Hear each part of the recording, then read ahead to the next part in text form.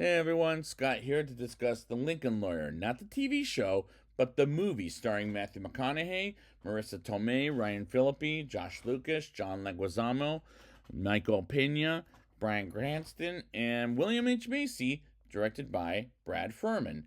Now, I remember going to theaters for this, and what I'm about to think of this movie is probably the same as I'm going to think of it now. Let's get into the movie.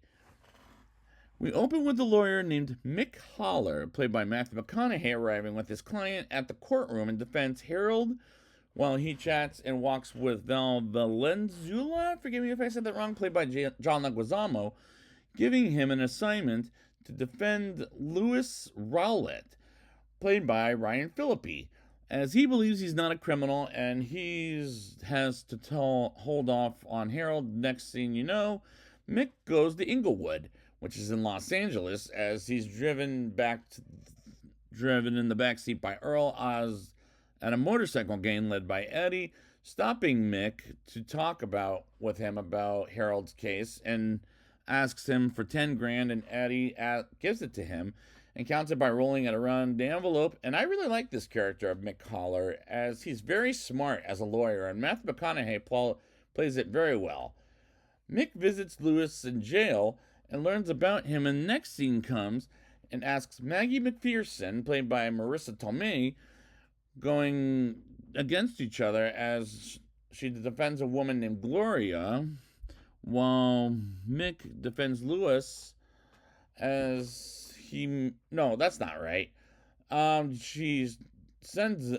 Well, anyways, the point is, they're getting divorced, and he meets with Cecil Dobbs, who's the family attorney of Lewis for years, and tells him about the mother, Mary Windsor, played by Frances Fisher, while Mick and Lewis' number one choice was Lewis's choice number one, while he takes a video, someone takes a video from someone named Styx, filming them while talking, and gives them a grand and gives them the money, as well as as he gets goes to a jail cell.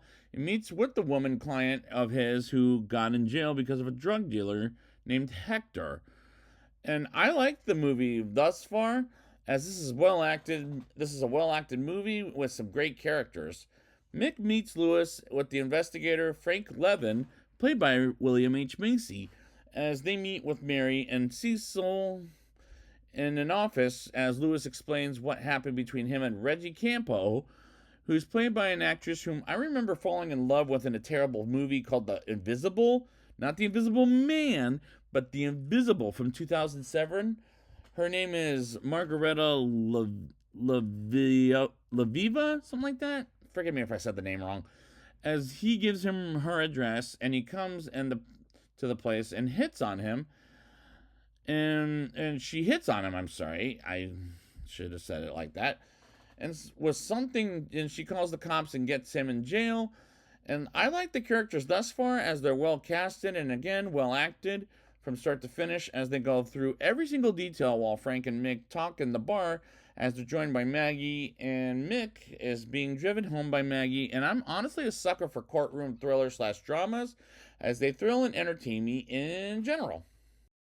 Frank comes to Mick's house and shows him the video of Reggie and Mr. Mustang, and Mick stops by the office of Reggie's lawyer, Ted Mitten, played by Josh Lucas, who believes Lewis attacked her, while Mick and Frank meet at a park and go to Lewis and says he lied to him, as she paid him for sex, as Mary told Cecil.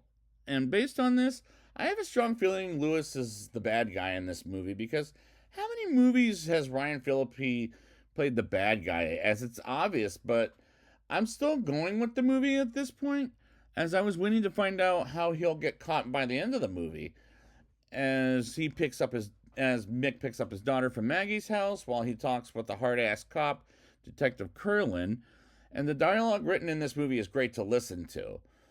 Mick meets with Maggie at another bar and have dinner together, as they used to be married but got divorced for work purposes. And I remembered that I had a relationship when I first saw the movie back in theaters in 2011, but I forgot what happened to them, as they sleep together with their daughter Haley in between them, because she had nightmares.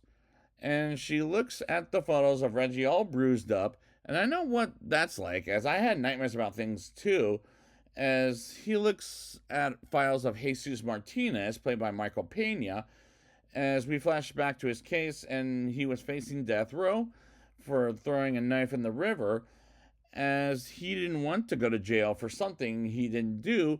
And Mick goes to San Francisco and meets with Jesus questioning about questions he had about the case he went through, and tries to make it right, and asks what happened between him and his girlfriend, as she was talking to another guy, and he doesn't trust Mick after what the fuck he did to him in the first place. And I like the relationships between each character throughout.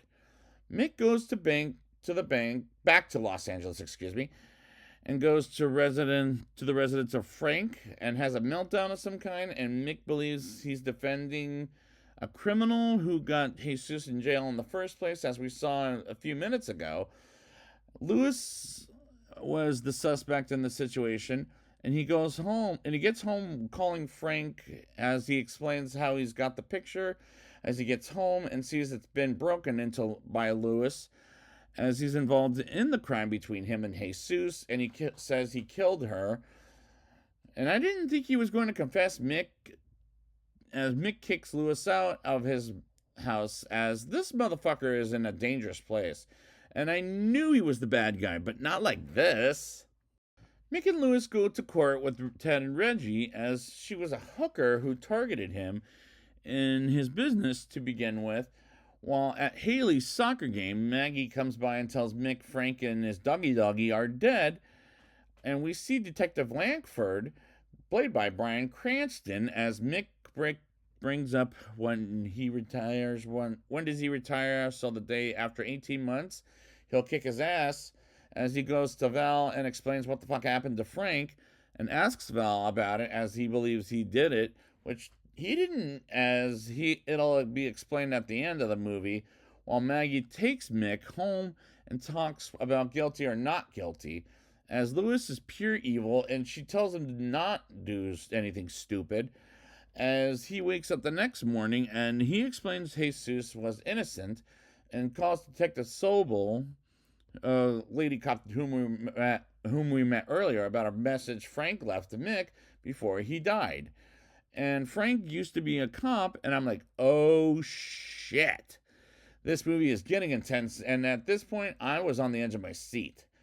They go to court and ask clients questions about what happens between Reggie and Lewis, while Sobel and Langford take Mick for a ride to his house, as Mick meets with a woman at a diner and visits Gloria to get someone out of jail, while Ted gets in Mick's business, and he says mind his business, as Ted and Mick ask Reggie questions about what ended up happening to the other prostitute women Lewis brought home, as she at one point lied to the cops about her defense, and she was looking for a way out, and it looked like it during the scene, as I'm getting thrilled, as this is so far a very good movie at this point. After Mick asks Mary questions, Ted asks her questions about how she was attacked, and same with Lewis. And after him, Mick meets with Lewis, as he says to him he's putting him on the stand the next day. And we move on to the day, and he testifies by bullshitting his way out of about how innocent he is, while Ted asks some questions.